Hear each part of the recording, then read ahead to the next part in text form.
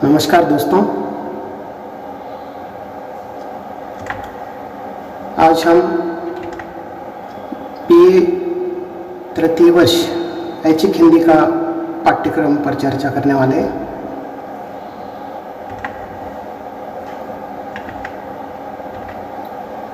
BA तृतीय वर्ष का जो ऐच्छिक हिंदी का पाठ्यक्रम है उसमें से एक प्रश्न पत्र हिंदी साहित्य का इतिहास, उस पाठ्यक्रम को लेकर मैं आज चर्चा करूंगा। इस पेपर की चर्चा करने से पहले बीए स्नातक ऐच्छिक हिंदी का जो स्वामी रामानंद तीर्थ मराठवाड़ा विश्वविद्यालय ने निर्धारित पाठ्यक्रम किया है उसकी चर्चा सबसे पहले होनी जरूरी है। तो दोस्तों, मैं इस पाठ्यक्रम को लेकर मैंने एक पीपीटी बनाई है और इस पीपीटी के माध्यम से अच्छे ढंग से इस पाठ्यक्रम को समझाने की मैं कोशिश कर रहा हूँ।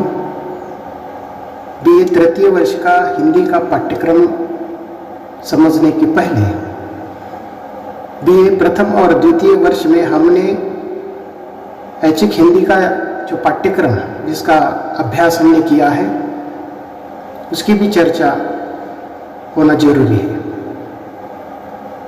तो प्रथम और द्वितीय सत्र के अंतर्गत बीए प्रथम वर्ष में ऐच्छिक हिंदी के माध्यम से हमने प्रथम और द्वितीय सत्र में कथा साहित्य और नाटक तथा एकांकी दूसरे प्रकार के 2 प्रश्न पत्रों का अभ्यास किया है। तो बीए द्वितीय वर्ष के अंतर्गत तृतीय और चौथे सत्र में हमने मध्ययुगीन काव्य, आधुनिक काव्य और जो दूसरा पेपर था वो निबंध तथा कथेतर गद्य का अभ्यास किया है। यानी कि पिछले 2 वर्षों में हमने ऐच्छिक हिंदी के माध्यम से 4 अलग अलग प्रश्न पत्रों का अभ्यास किया है। तो इन 4 प्रश्न पत्रों के माध्यम से हमने अलग अलग लगभग 8 प्रकार की हिंदी साहित्य की विधाओं को देखा है।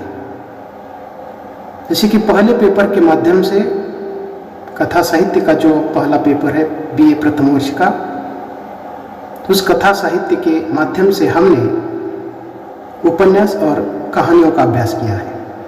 पाठ्यक्रम के लिए 2 उपन्यास और 10 कहानियाँ थी, उसका अभ्यास हमने किया है। या 2 प्रकार की विधाओं का अभ्यास हमने किया है। प्रथम वर्ष का ही जो दूसरा पेपर नाटक तथा एकांकी का है, एकांकी का था, तो उसमें हमने 2 नाटक और 4 एकांकियों का अभ्यास किया है। तो इस प्रकार प्रथम वर्ष के अंतर्गत हमने 4 प्रकार की हिंदी साहित्य की विधाओं का अभ्यास किया है, जिसमें उपन्यास और कहानी, नाटक और एकांकी, तो ये 4 विधाएं हैं। तो इन 4 विधाओं का अभ्यास हमने बीए प्रथम वर्ष के ऐच्छिक हिंदी के पाठ्यक्रम में किया है।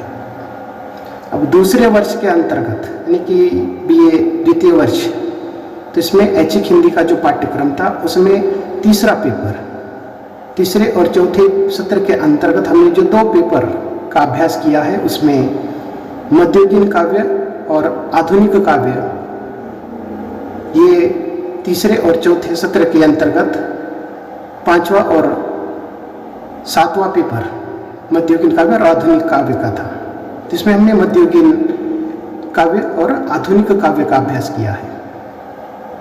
मध्ययुगीन काव्य के अंतर्गत हिंदी साहित्य का जो मध्य कालखंड है, तो उस कालखंड के यानी कि भक्ति काल और रीतिकाल, तो इन 2 कालखंडों के कुछ प्रमुख कवियों का और उनके कविताओं का अभ्यास हमने मध्ययुगीन काव्य के अंतर्गत किया था।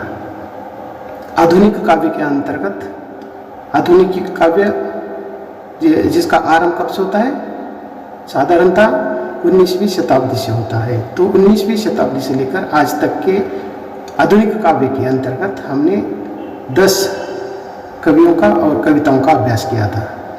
उसके बाद जो चौथा पेपर सेकेंड ईयर का था वो निबंध तथा कथेतर गद्य का था। तो इसके अंतर्गत कुछ निबंधों का और कुछ कथ्यतर गद्यों का अभ्यास हमने किया था। तो इस प्रकार द्वितीय वर्ष के अंतर्गत भी मध्ययुगीन काव्य और आधुनिक काल की कविता का या काव्य का अभ्यास हमने इस पेपर के अंतर्गत किया था। और चौथे पेपर में निबंध तथा कथ्यतर गद्य का अभ्यास किया है। कुछ पाठ्यक्रम में निबंध थे और कुछ कथ्यतर गद्य का अर्थ कथा को छोड़कर अन्य, यानी कि कथा और निबंध को छोड़कर अन्य जो गद्य है उसका हमने इस पेपर के अंतर्गत अभ्यास किया था। तो इस प्रकार कुल मिलाकर प्रथम और द्वितीय वर्ष के अंतर्गत हमने इन 4 सत्रों में अलग अलग हिंदी साहित्य की विधाओं का अभ्यास किया है। परंतु इस पीपीटी के स्लाइड में मैंने 2 अलग अलग बॉक्स बनाए हैं, ऊपर का और एक नीचे का। तो ऊपर के बॉक्स में हमने जिसका अभ्यास किया है प्रथम और द्वितीय वर्ष के अंतर्गत, उन प्रश्न पत्रों के उसमें नाम है। और नीचे का जो छोटा बॉक्स है उसमें बीए तृतीय वर्ष के ऐच्छिक हिंदी का पाठ्यक्रम है, जिसको हमें देखना है। तो इस प्रकार तृतीय वर्ष के अंतर्गत पेपर्स के या प्रश्न पत्र के जो नाम है, हिंदी साहित्य का इतिहास, भाषा, हिंदी भाषा, साहित्य शास्त्र, भाषा शिक्षण, अर्थात इसमें किसी प्रकार की साहित्यिक विधा नहीं है। ना तो इसमें कोई कहानी या उपन्यास, नाटक या एकांकी या किसी प्रकार का निबंध हमें नहीं पढ़ना है। ये जो विषय है तृतीय वर्ष का जो पाठ्यक्रम है प्रथम और द्वितीय वर्ष से थोड़ा सा भिन्न है। अर्थात ये चारों भी विषय बहुत व्यापक है, परंतु पाठ्यक्रम निर्धारित करते समय या पाठ्यक्रम की भी कुछ एक सीमा होती है।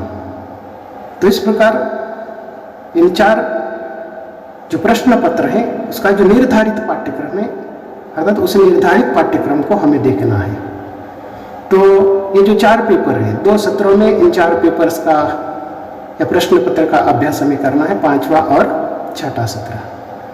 5वें सत्र के अंतर्गत 2 पेपर, ऊपर के जो 2 पेपर है 5वां और 6 नंबर का प्रश्न पत्र, तो उसका अभ्यास हम 5वें सत्र के अंतर्गत करेंगे। उसका आगे उसका नंबर दिया गया है, 9वां और 10वां पेपर है। जैसे कि तृतीय वर्ष के अंतर्गत 5वें सत्र में 9वें पेपर के अंतर्गत हम हिंदी साहित्य के इतिहास का अभ्यास करेंगे। पेपर का नाम हिंदी साहित्य का इतिहास है। और जो दूसरा पेपर है, यानी कि 10वां पेपर, वह हिंदी भाषा का पेपर है। तो हिंदी साहित्य का इतिहास और हिंदी भाषा, इन 2 प्रश्न पत्रों का अभ्यास हम 5वें सत्र के लिए करेंगे या 5वें सत्र के अंतर्गत करेंगे। और जो बाकी 2 पेपर हैं 11वां और 12वां, तो ये जो 2 पेपर, एक पेपर साहित्य शास्त्र का है 11वां पेपर और 12वां पेपर भाषा शिक्षण का है। तो ये जो 2 पेपर हैं हम 6ठे सत्र के अंतर्गत इसका अभ्यास हम करेंगे। तो हमें आज केवल एक ही पेपर जो कि हिंदी साहित्य का इतिहास है उसके पाठ्यक्रम को लेकर चर्चा करनी है।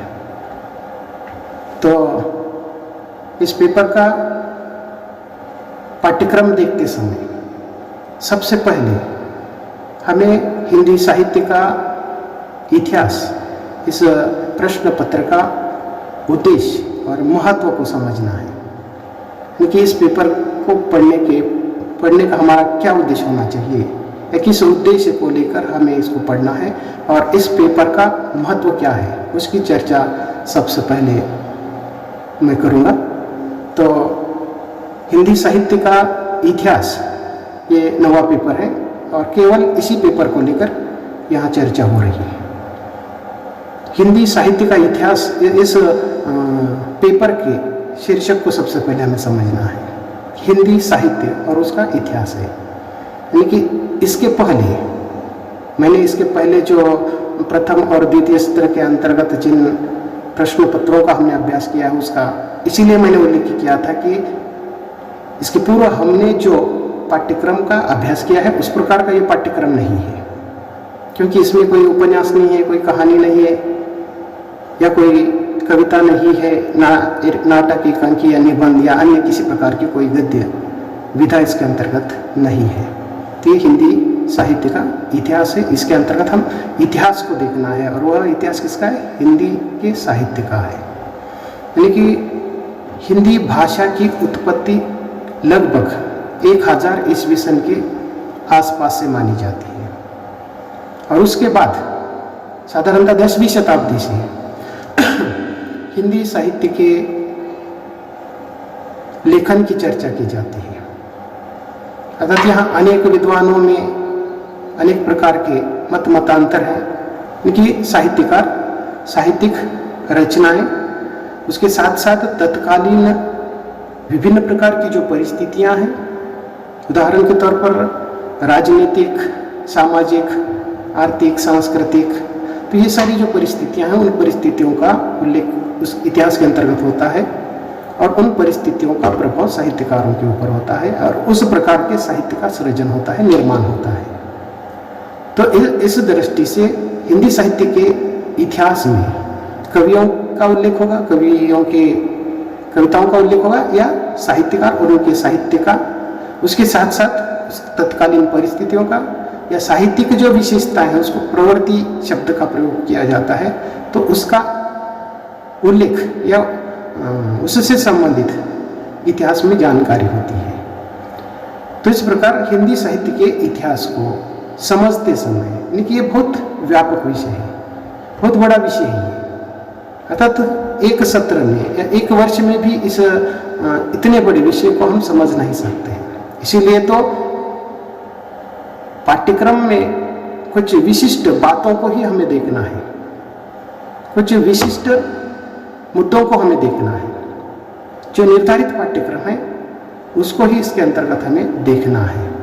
तो हिंदी साहित्य का जो इतिहास है, लगभग 100 से भी अधिक इस प्रकार के इतिहास लिखे गए हैं, और जैसे कि काशी नागरी प्रचारिणी सभा वाराणसी का जो हिंदी साहित्य का इतिहास है, वो हिंदी साहित्य का बृहद इतिहास है, और उसके 18 खंड हैं।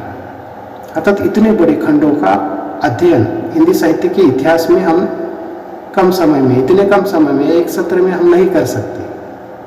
तो इसीलिए हिंदी साहित्य के इतिहास में हमारे विश्वविद्यालय ने जो पाठ्यक्रम निर्धारित किया है उसको ही इसके अंतर्गत हमें समझना है। तो सबसे पहले उद्देश्य की हम चर्चा करते हैं कि इस प्रश्न पत्र का पढ़ने के पीछे हमारा क्या उद्देश्य हो सकता है। सबसे पहला उद्देश्य हिंदी साहित्य के बृहद इतिहास का परिचय करना है, क्योंकि बृहद बहुत बड़ा इतिहास है ये। तो इस विशालकाय हिंदी के साहित्य के इतिहास का हमें परिचय प्राप्त करना है, उसको देखना है, समझना है। उसके बाद दूसरा जो इसका उद्देश्य है कि हिंदी साहित्य की सृजन की पृष्ठभूमि को समझना है। हिंदी साहित्य की सृजन की पृष्ठभूमि, देखिए हिंदी सृजन यानी निर्माण करना, हिंदी साहित्य का निर्माण, यानी कि सबसे पहले कवि कौन थे, वहाँ से लेकर आज तक कवियों का जो सृजन रहा है या साहित्यकारों का जो सृजन रहा है, उनके पीछे की पृष्ठभूमि को भी इसके माध्यम से हमें समझना है। उसके बाद तीसरा जो इस प्रश्न पत्र का उद्देश्य, जैसे कि साहित्यिक प्रवृत्तियों की जो परंपरा है उसको समझना है। साहित्यिक प्रवृत्ति यानी कि साहित्यिक विशेषताएं, तो उसको हम लक्षण भी कह सकते हैं। साहित्य के लक्षण, साहित्य की विशेषताएं या साहित्य की प्रवृत्तियाँ। तो इस तीसरे उद्देश्य के अंतर्गत साहित्यिक प्रवृत्तियों की जो परंपरा है, यानी कि साहित्य लेखन की एक परंपरा रही है, और इस परंपरा को हमें देखना है। और इस परंपरा के अंतर्गत साहित्य की जो प्रवृत्तियाँ हैं, हिंदी साहित्य की जो प्रवृत्तियाँ हैं, यानी कि किस कालखंड में किस प्रकार के कवि थे, किस प्रकार का साहित्य लेखन किया गया, या साहित्य में किस प्रकार की बातें थी, उनकी विशेषता, प्रवृत्ति आदि का प्रयोग, यानी कि परंपरा, हमें साहित्यिक प्रवृत्तियों की जो परंपरा है उसको इसके अंतर्गत समझना है। उसके बाद इसका और एक महत्वपूर्ण जो उद्देश्य है, साहित्य के माध्यम से जीवन मूल्य एवं जीवन दर्शन को समझना है। जैसे कि जो साहित्य है, यानी कि कोई भी साहित्य हो, किसी भी भाषा का साहित्य हो, उस साहित्य में साहित्यकार का जो उद्देश्य होता है कि किसी न किसी प्रकार के जीवन मूल्यों का दर्शन करना है। ये जीवन सुखकर जीवन जीने की जीने का एक मार्ग दिखाने का प्रयास होता है।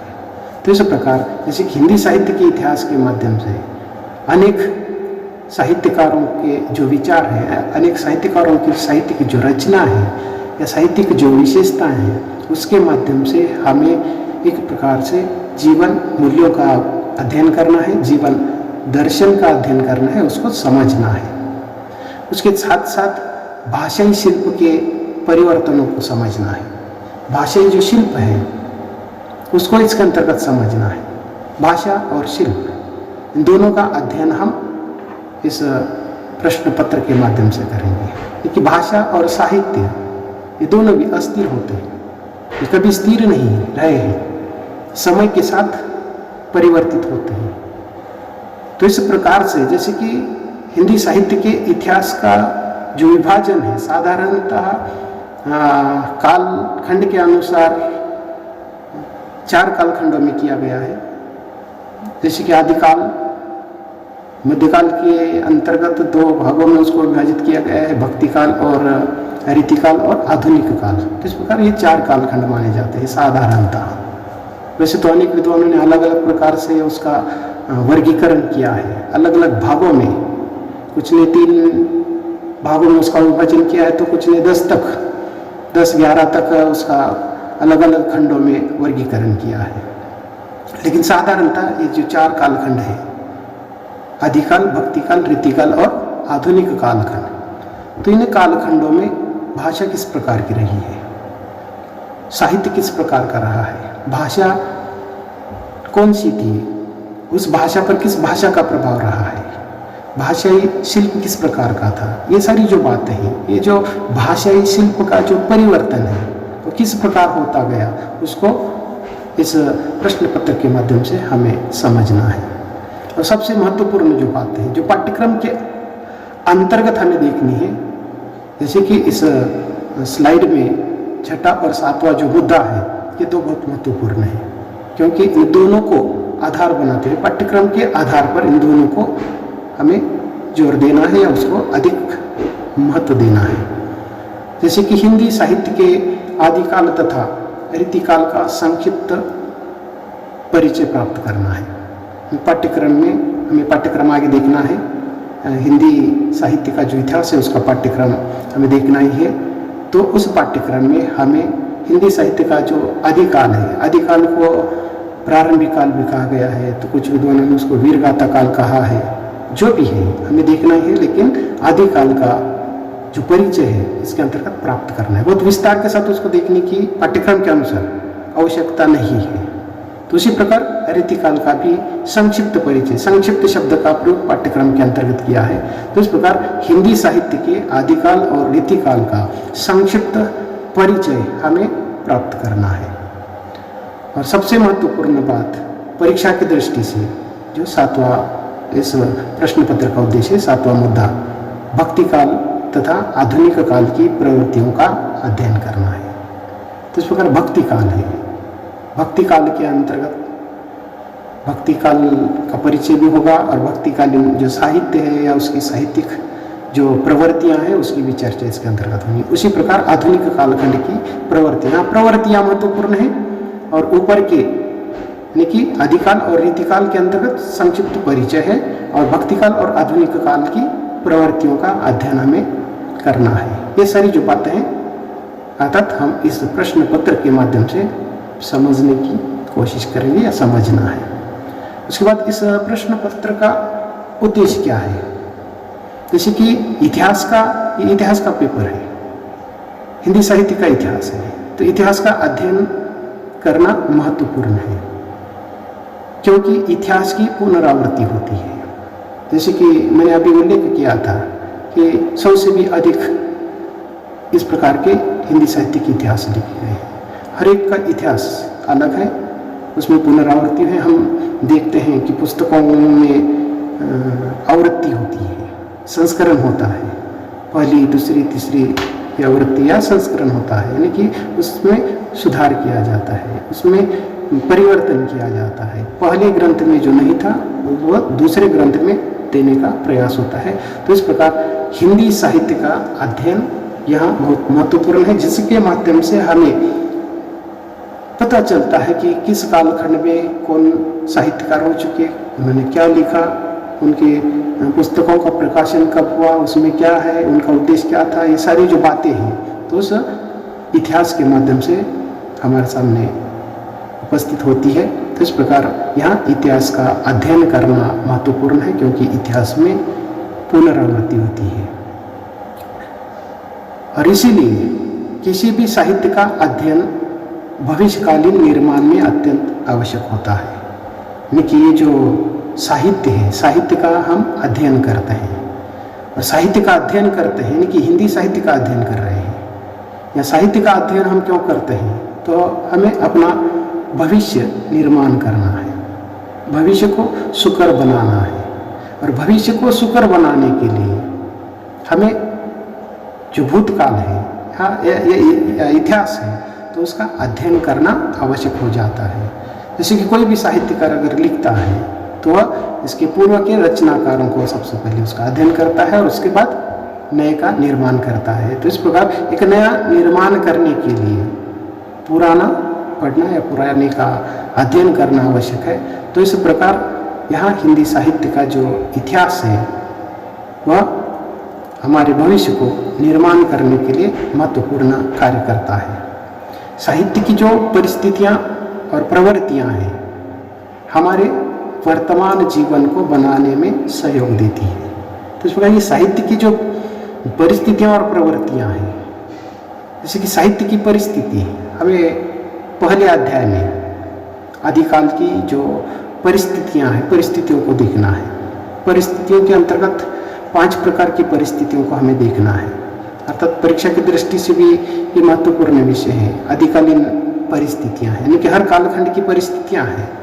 तो इस प्रकार ये जो परिस्थितियाँ हैं, जैसे कि राजनीतिक परिस्थिति, सामाजिक परिस्थिति, धार्मिक परिस्थिति, उसके बाद साहित्यिक परिस्थिति, ये जो परिस्थितियाँ हैं इन परिस्थितियों का समय समय के साथ अध्ययन करना आवश्यक है। यानी कि किस कालखंड की परिस्थिति किस प्रकार की थी, उस परिस्थिति का प्रभाव साहित्य पर किस प्रकार पड़ा और किस प्रकार के साहित्य का सृजन हुआ है, ये सारी बातें परिस्थिति के अंतर्गत महत्वपूर्ण होती है। और उसके बाद परिस्थितियों के आधार पर ही प्रवृत्तियों का निर्माण होता है। तो इस प्रकार समय के साथ परिस्थिति और प्रवृत्ति अलग अलग होती है और ये हिंदी साहित्य के माध्यम से हमें परिस्थिति और प्रवृत्तियों का अभ्यास करना है, जिसके कारण हमारा जो वर्तमान जीवन है वह सुखकर हम बना सकते हैं। इतना ही नहीं तो इस हिंदी साहित्य के इतिहास के माध्यम से हमें बहुत कुछ नई नई जो बातें हैं वह समझने को अर्थात जैसे कि सहायता मिलती है। अर्थात तत्कालीन समय की जो परिस्थिति थी उसको हम इसके माध्यम से समझ सकते हैं कि तत्कालीन समय के जीवन मूल्य किस प्रकार के थे या तत्कालीन समय का जीवन दर्शन किस प्रकार का था, उस समय की समस्याएं क्या थी, उस समय की संस्कृति किस प्रकार की थी। अर्थात ये सारी जो बातें हैं तो इन बातों का अभ्यास करते हुए हम क्या करते हैं, हमारा जो वर्तमान है उसको अर्थात उसके साथ हम उसको जोड़ते हैं और हमारा भविष्य निर्माण करते हैं। जैसे कि हमारे जीवन को सुखकर बनाने के लिए, कलात्मक बनाने के लिए हम साहित्य के इतिहास का अध्ययन करते हैं।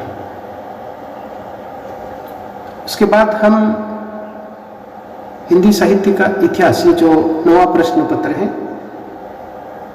विश्वविद्यालय के पाठ्यक्रम में या निर्धारित जो पाठ्यक्रम है उसकी चर्चा हम करते हैं। तो ये हिंदी साहित्य का इतिहास, जैसे कि मैंने अभी उल्लेख किया था कि ये बहुत बड़ा विषय है, बहुत व्यापक विषय है, बहुत गहन विषय है, परंतु परीक्षा की दृष्टि से और पाठ्यक्रम की मर्यादा के अनुसार हमें केवल जैसे कि इस स्लाइड में जो बातें हैं पाठ्यक्रम उसके हिसाब से अभ्यास करना है, उसके अनुसार अभ्यास करना है। तो हिंदी साहित्य के इतिहास को 2 खंडों में पाठ्यक्रम के अंतर्गत विभाजित किया है। 2 खंडों के अंतर्गत अलग अलग 4 मुद्दे हैं, 4 बातें हैं। पहला जो खंड है खंड क, उसमें 1 और 2 अलग अलग मुद्दे हैं और खंड ख में पहला और दूसरा इस प्रकार के 4 मुद्दे हैं। जैसे कि मैंने उल्लेख किया था कि हिंदी साहित्य के इतिहास को साधारणतः 4 कालखंडों में विभाजित किया जाता है। आदिकाल का परिचय देखने के पहले हमें हिंदी साहित्य के इतिहास लेखन की जो परंपरा है उसकी भी चर्चा करनी है। उसके कालखंड को लेकर, उसके नामकरण को लेकर चर्चा करनी है कि हिंदी साहित्य का जो इतिहास है, जैसे कि लगभग 1000 ईस्वी सन से लेकर आज तक का जो हमारा हिंदी साहित्य है उसका इतिहास इसके अंतर्गत आता है। और इतने लंबे कालखंड को विद्वानों ने अलग अलग खंडों में विभाजित किया है। उसके कई सारे आधार हैं, कालखंडों के आधार पर किए हैं या साहित्यिक विशेषताओं के आधार पर उसका वर्गीकरण किया, अलग अलग ढंगों से वर्गीकरण किया गया है। तो उसकी चर्चा पाठ्यक्रम की बात करने वाले हैं। लेकिन ये जो पाठ्यक्रम यहाँ दिया गया है मुख्यतः ये जो 4 हिंदी साहित्य के जो कालखंड है उसको आधार बनाकर किया है। और हमारी जो परीक्षा पद्धति है उसके अनुसार, यानी कि परीक्षा पद्धति के अनुसार या परीक्षा के जो अंक हैं तो उसके अनुसार ये पाठ्यक्रम निर्धारित किया गया है। खंड क 1 में हमें आदिकाल को देखना है। तो ये जो आदिकाल है, आदिकाल में कौन कौन सी बातों का हमें अभ्यास करना है, तो उसमें सबसे पहले आदिकाल का परिचय देखना है कि आदिकाल के परिचय में हम क्या करेंगे। आदिकाल ये जो नामकरण है, नामकरण पर चर्चा करेंगे। आदिकाल को आदिकाली क्यों कहा गया है या अन्य जो आदिकाल के नाम हैं, अलग अलग विद्वानों ने अलग अलग प्रकार के नामों का उल्लेख किया है। कुछ ने आदिकाल कहा है, कुछ ने प्रारंभिक काल कहा है, कुछ ने चारण काल कहा है, कुछ ने संधि काल कहा है, कुछ ने वीरगाथा काल, अलग बहुत सारे नाम हैं। तो उसकी भी चर्चा इस परिचय के अंतर्गत होगी। उसके बाद आदिकाल का जो कालखंड है उसकी भी चर्चा इसके अंतर्गत होगी।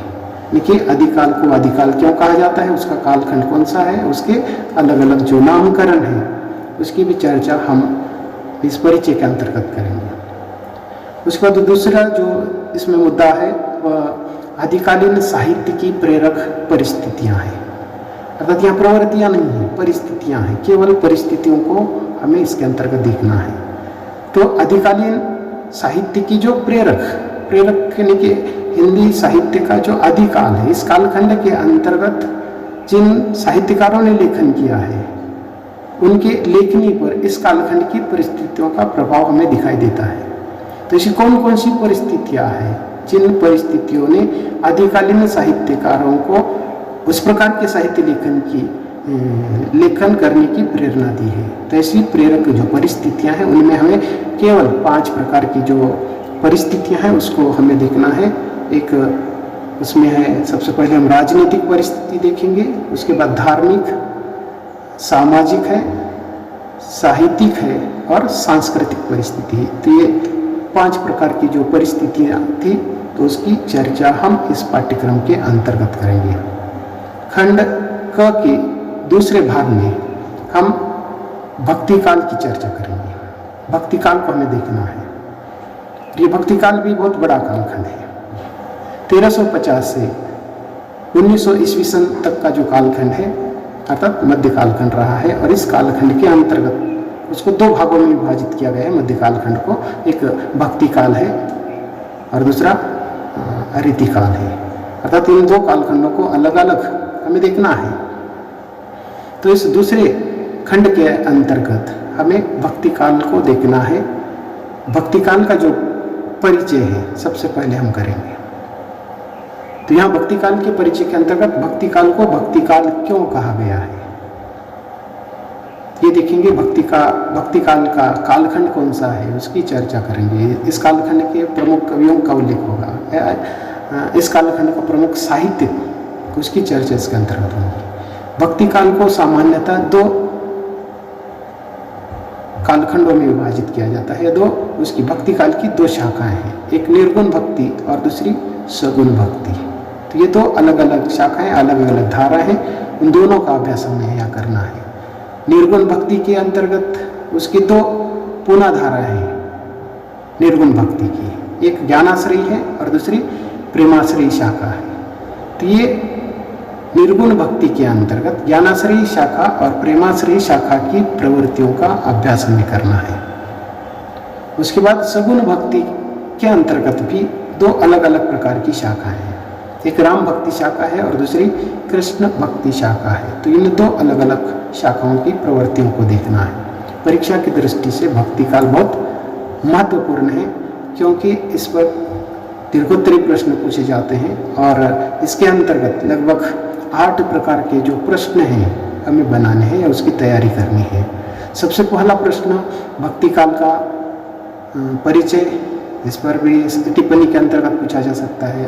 और उसके बाद भक्ति काल की सामान्य प्रवृत्तियाँ, उसके बाद निर्गुण भक्ति की प्रवृत्तियाँ, सगुण भक्ति की प्रवृत्तियाँ और उनकी जो अलग अलग शाखाएं हैं, ज्ञान मार्गी शाखा की प्रवृत्तियाँ, प्रेम मार्गी या प्रेमाश्रयी शाखा की प्रवृत्तियाँ, राम भक्ति शाखा की प्रवृत्तियाँ, कृष्ण भक्ति शाखा की प्रवृत्तियाँ, इस प्रकार के अलग अलग एक साधारणतः 8 प्रकार के प्रश्न यहाँ बन सकते हैं। तो इन अलग अलग मुद्दों को, अलग अलग शाखाओं को हमें थोड़ा सा विस्तार के साथ देखना आवश्यक है। उसके बाद इसी पाठ्यक्रम का जो दूसरा खंड है, दूसरे खंड में ख खंड है और इसमें पहला जो भाग है ऋतिकाल का है। तो यहाँ ऋतिकाल का सामान्य परिचय देखना है। इसके पहले भी हमने यह चर्चा की है कि आदिकाल और ऋतिकाल का संक्षिप्त परिचय मात्र देखना है। यहाँ ऋतिकाल का हम परिचय करेंगे। ऋतिकाल क्या है, उसका काल खंड कौन सा है, उसको ऋतिकाल क्यों कहा है, आदि सारी जो बातें हैं परिचय के माध्यम से हम देखेंगे। और ऋतिकाल की मुख्य 3 प्रकार की काव्यधाराएं हैं। तीन काव्यधाराओं का संक्षिप्त परिचय हमें प्राप्त करना है। तो इस पर टिप्पणी के अंतर्गत प्रश्न पूछे जा सकते हैं, जैसे कि ऋतिकाल का परिचय लिखिए, या फिर ये जो 3 अलग अलग काव्यधारा हैं उस पर टिप्पणी के अंतर्गत प्रश्न पूछा जा सकता है। ऋतिबद्ध, ऋति सिद्ध या ऋति मुक्त, तो ये टिप्पणी की दृष्टि से बहुत महत्वपूर्ण है। तो इन 3 काव्यधाराओं का ऋतिबद्ध, ऋति सिद्ध और ऋति मुक्त का संक्षिप्त परिचय हमें प्राप्त करना है। उसके बाद खंड ख का जो दूसरा भाग है वह आधुनिक काल का है। आधुनिक काल भी महत्वपूर्ण है और व्यापक भी है, परंतु पाठ्यक्रम के अनुसार हमें केवल जैसे कि आधुनिक काल का परिचय देखना है, हर कालखंड का परिचय तो देखना ही है। उसके बाद आधुनिक कालखंड के अंतर्गत भारतीय युग, द्वैत युग, छायावाद, प्रगतिवाद, प्रयोगवाद, नई कविता की प्रवृत्तियों को हमें इसके अंतर्गत देखना है। आधुनिक कालखंड भी साधारणतः 1850 से प्रारंभ होता है, तब से लेकर आज तक की जो काव्यधारा है, अलग अलग प्रकार की जो कविता है, अलग अलग नामों से जानी जाती है, अलग अलग कालखंडों में उसका विभाजन किया गया है। और इस प्रकार का ये जो वर्गीकरण है, पहला सबसे पहले भारतीय युग प्रारंभ होता है, उसके बाद का द्वैत युग है, उसके बाद छायावाद है, और छायावाद उत्तर कालखंड के अंतर्गत प्रगतिवाद, प्रयोगवाद, नई कविता। तो इस प्रकार यहाँ ये जो 6 प्रकार की काव्यधारा हैं या काव्य प्रवृत्तियाँ हैं, उसको हमें देखना है। तो इस प्रकार आधुनिक कालखंड पर दीर्घोत्तरी प्रश्न पूछे जाते हैं। तो ये 10 अंक के लिए प्रश्न पूछे जाते हैं। भारतीय युग की प्रवृत्तियाँ लिखिए, द्वैत युग की, छायावाद, इस प्रकार के प्रश्न इस पर पूछे जाते हैं। तो इस पाठ्यक्रम के अंतर्गत जो 4 अलग अलग भाग हैं, आदिकाल और ऋतिकाल, टिप्पणी की दृष्टि से महत्वपूर्ण है। निश्चित रूप से इस पर टिप्पणियाँ ही पूछी जाती हैं। और दीर्घोत्तरी प्रश्नों के लिए भक्ति काल और आधुनिक काल महत्वपूर्ण है। ये हिंदी साहित्य का इतिहास, ये जो 9वां पेपर है, उसका निर्धारित पाठ्यक्रम है और उस पाठ्यक्रम को हमें अगले स्लाइड के माध्यम से या इसके बाद हमें देखना है। पाठ्यक्रम को देखने के बाद हमें इस प्रश्न पत्र को लेकर परीक्षा का स्वरूप क्या है उसको भी देखना जरूरी है। अर्थात यहाँ 75 अंक का ये पाठ्यक्रम है। और 75 अंक के इस पाठ्यक्रम को परीक्षा की दृष्टि से 2 भागों में विभाजित किया है।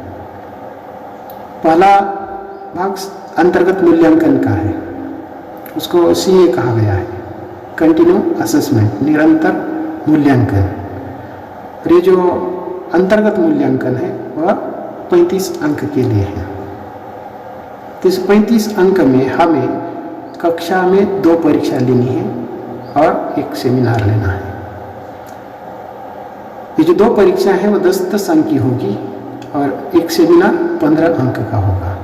तो इस प्रकार 35 अंक के लिए अंतर्गत मूल्यांकन के अंक हैं और बाकी जो अंक है 40 अंक वह सेमेस्टर के अंत में जो परीक्षा विश्वविद्यालय के माध्यम से होती है उसके लिए, थ्योरी परीक्षा के लिए 40 अंक है।